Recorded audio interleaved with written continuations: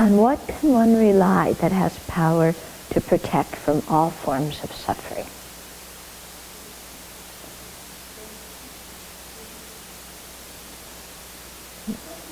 Yeah, refuge. The three supreme jewels which no horror can affect. Okay?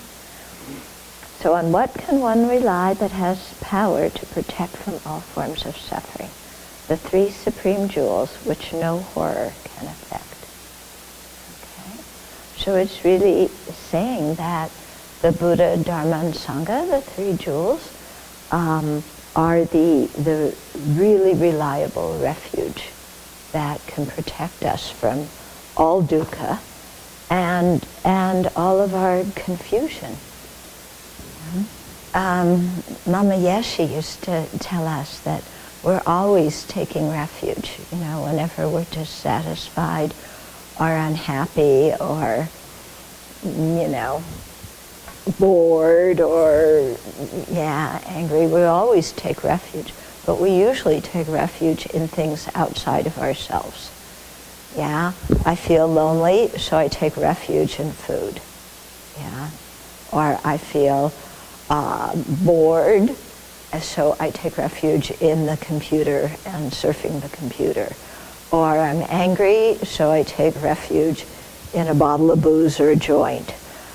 Or, whatever it is, we're always looking for something to protect us from misery. But we always look outside of ourselves to something that, doesn't have the power to really protect us from misery. Because whatever it is first of all, something impermanent. Second, something that arose due to ignorance and karma and so on. Yeah, and especially when we take refuge in other people, expecting another person to solve all our problems and be everything we need and fulfill us, then we're taking refuge in an ordinary living being who is under the influence of afflictions and karma and take rebirth. And how can that person protect us from all suffering? There's no way that can happen. So the three jewels that we're taking refuge in, the ultimate three jewels that are the actual objects of refuge, are the three jewels that we will become. Foremost, the Dharma jewel, which is the true path, the true cessations, the realizations of emptiness and so on. Those are the real protection that stop the misery for us. And of course, when we gain the Dharma jewel in our mind, we become the Sangha jewel. When we purify our mind completely, we become the Buddha jewel. So that, that refuge that we will become is the actual thing that ends our difficulties and problems. Until that time, we also take refuge in the outer three jewels, because that way we can learn and hear teachings and receive the kind of guidance and support that we need on the path. Because let's face it, we don't know the path to awakening, do we? Yeah, and if we try and make up our own path to awakening, or cobble together a bit of things that we hear here and there that sounds good, that's what Lama used to call making soup. Okay? You make soup, a little bit of this and a little bit of that. And again, it doesn't get us anywhere.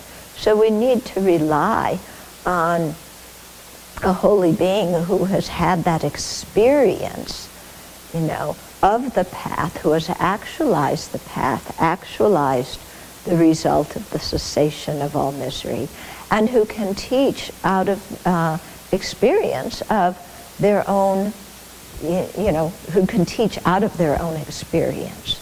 Okay? So that's why we rely on the Buddha, Dharma, and Sangha. Yeah? So here we see the Buddha as the teacher, who's the one who described the path. The Buddha did not make up the path. Yeah? He simply described it and said, this is how it is, and this is what I did, and if you want to wind up where I wound up, do the same thing, And the Dharma is the teaching. The Dharma is like the map. The Buddha's the one who's saying, here's the map, take this route, turn left, turn right, do this. Yeah. It's a little bit tricky up here, so be careful. Yeah. But, you know, the Dharma is like the road map, and the Buddha is the teacher.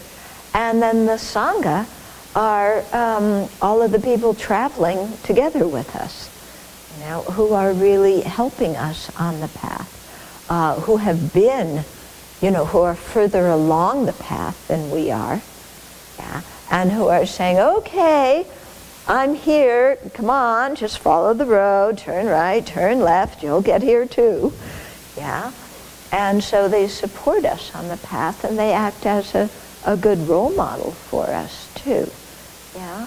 And so we have to realize that we need this kind of instruction and path, that we can't just go it alone and make it up ourselves, because we've been doing that since beginningless time already, haven't we?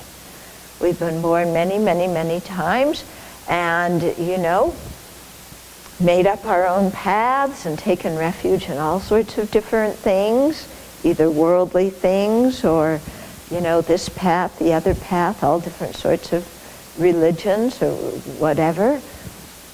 And we're still here, not liberated. Yeah, we're still here with a mind that suffers from ignorance, anger, and attachment. So we have to seek the guidance from those who are beyond what we're still afflicted with. Yeah. Another analogy we use for the Buddha, Dharma, and Sangha is like a doctor, the medicine, and nurses. So we're the patient.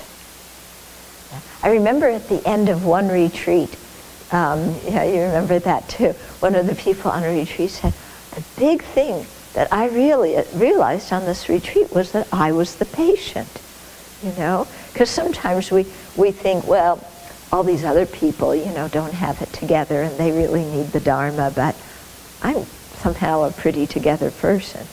You know, his big thing was, oh, you know, I'm the patient who's suffering from cyclic existence too. I'm the person who's under the influence of ignorance, anger, attachment, conceit, jealousy, laziness, wrong views, the whole 9 yards. That's me too. Yeah.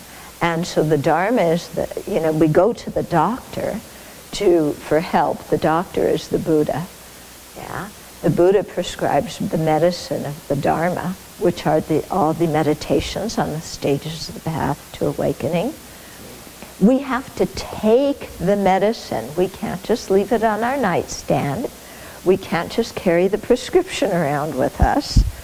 We have to get the prescription filled, and we have to get the medicine in our mouth. Yeah? And this is an important thing, because it means we have to practice. We can't just listen to teachings. We can't just say, oh, the Dharma is wonderful. We have to actually work with our own mind.